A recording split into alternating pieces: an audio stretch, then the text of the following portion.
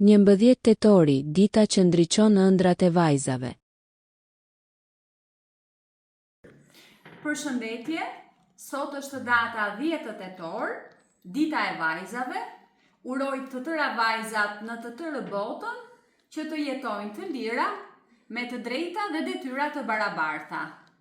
Uroj që edhe vajzat apo femrat apo gratë të cilat janë në organizatën MEK të kenë të drejtën për të shijuar të drejtat e tyre. Faleminderit. Përmeti Sabila, sot është data 11 tetor.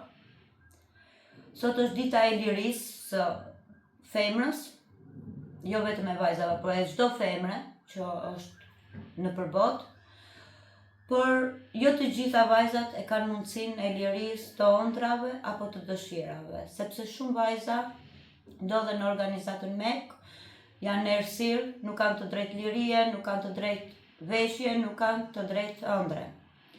Dhe sot duhet ju jap një mesazh atyre vajzave, duhet të dilni, të dëshironi jetën, të kërkoni lirinë dhe mbi të gjitha të gjeni forcën për të jetuar.